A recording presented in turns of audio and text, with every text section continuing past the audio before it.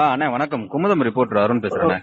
சொல்லுப்பா. இன்னைக்கு காலையில் நடந்த சம்பவம் என்ன காரணம்ண்ணே? எதுவும் அவனை அந்த ஆளை எனக்கு தெரியவே தெரியாது. சரிங்கண்ணே. திமுக உறுப்பினரே கிடையாது. சரி. ஆனா திமுக சேர்ந்ததா சொல்றாங்க, எனக்கு தெரியல. எனக்கு ஒரு தபால் வந்துச்சு.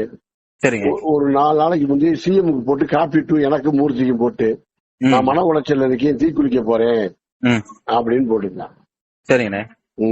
இல்லண்ணே, இப்ப இவர் இதுக்கு முன்னாடி தீக்குளிக்க போறேன்னு சொல்லி போஸ்டர் எல்லாம் பிளெக்ஸ் எல்லாம் ஒட்டியிருந்தாரு. ஆமா ஆமா ஆமா ஆமா. அப்பயே இவர் கட்சியில இல்லையே, ஒழுங்கு நடவடிக்கை எதுவும் எடுக்கலையானே? அதாவது இது மாதிரி எல்லாம் இருக்கிறது யாரு இதை செய்ய போறா? சரி, ஒரு மெண்டல் மாதிரி தெரியான்னு விட்டான். அந்த வட்டச்சார்ட்ட கேட்டேன், ஒரு மெண்டல் அப்படித்தானே தெரியான்னு. சரி, நானே விட்டுட்டேன், அதோட விட்டேன். சரிங்கண்ணே. இவர் கட்சியில எந்த வருஷம் இணைஞ்சாரு? எது இருக்கா? இணைஞ்சாரு எனக்கு தெரியல எந்த வருஷம் இணைஞ்சான்னு. சரிங்கண்ணே. நான் வந்தது இல்ல, பார்த்தது இல்ல. காரணம் இப்ப நான் எனக்கு முந்தானத்து மாநகரிக்கு போயிருந்தேன். சரி. நானும் எம்பி நன்றி சொல்றதுக்காக போயிருந்தோம். ஆமா ஆமா. அப்ப கூட காணாம. சரி. நேற்று பொது உறுப்பினர் கூட்டம் போட்டிருந்தோம். அப்ப இது வரல வரல வரல. இது வரைக்கும் ஒரு கூட்டத்து கூட வந்தது கிடையாது. நானும் பார்த்ததுல இப்ப எம்எல்ஏ ஆபீஸ் இருக்குல்ல, எங்க ஆபீஸ். ஆமா, வடக்கு ஆபீஸ். 3 வருஷம் ஆச்சு, 3.5 வருஷம் ஆச்சு. ஒரு நாள் கூட வந்தது இல்லையே. சரிண்ணே சரிண்ணே.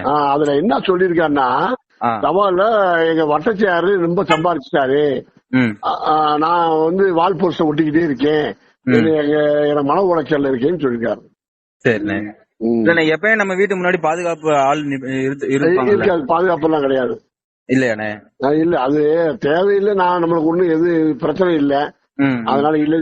இத்தனை நாள் என்ன செய்வாங்க, ஒரு 4-5 பேர் எப்படி வீட்டுல இருப்பாங்க. காலையில சிவாரிசுக்கு வருவாங்கல்ல, வேலை கட்டிக்கிட்டு, அவங்க பூரா அது முக்கள் இருந்திருக்காங்க.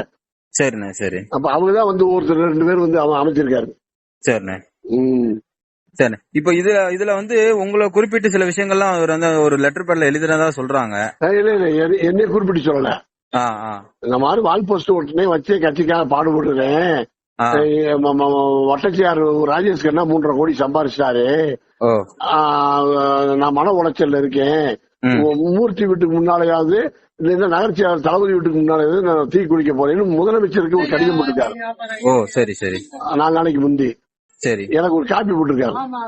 அந்த லெட்டர் காப்பி உங்களுக்கு வந்திருக்குது? ஆமா, எனக்கு, பிடிஆருக்கு, மேயர் இந்திராணிக்கு எல்லாத்துக்கும் போட்டிருக்காரு. சரிண்ணே. இல்ல, அது உங்களுக்கு கிடைச்ச அந்த லெட்டர் எப்ப கிடைச்சது? கையில எப்ப கிடைச்சது? முந்தானத்தை நினைக்கிறேன். சரிண்ணே சரிண்ணே. அந்த வட்டச்சாரை கூப்பிட்டு சொன்னேன், ஆனா அவன் நிறைய சம்பாரிச்சு வச்சிருக்கானே, அப்படித்தானே சொல்லுவேன் அவனுக்கு அப்படின்ட்டு போயிட்டாங்க. அவர் சத்தம் போட்டு கூப்பிட்டு லெட்டர் போட்டுக்காண்டா ஒரு ஆளு அப்படின்னு. அது நிறைய எங்களுக்கு வரும்ல. சரிண்ணே. ஏதாவது பெட்டிஷன் வந்துகிட்டே தானே இருக்கேன். கண்டிப்பா கண்டிப்பா. அவன் வர்றத கேட்போம். ஆமா, அது இவன் நேரடியா வந்தானா நம்ம கூப்பிட்டு கேட்கலாம். இவனுக்கு நம்மளுக்கு தொடர்பே கிடையாது. சரிண்ணே சரிண்ணே. அப்ப உங்களுடைய பேரை கெடுக்கிற விதத்துல இந்த மாதிரி ஒரு பண்ண சம்பவம். என் பேரை கெடுக்கிறத விட ஏதாவது அவனுக்கு செய்யணும், தீக்குளிக்கணும் அவனுக்கு. அதுதான். கலெக்டர் ஆபீஸ்ல ஒரு தீ குளிச்சிருக்கான், கலைஞர் சிலைக்கு முன்னால ஒரு தீ குளிச்சிருக்கான், இப்ப இது 3வது. தொடர்ச்சியா இதே சம்பவம் ஈடுபட்டு வர்றாரு. இதே தீ குளிக்கிறது அவனுக்கு ஒரு ஹேபிட்.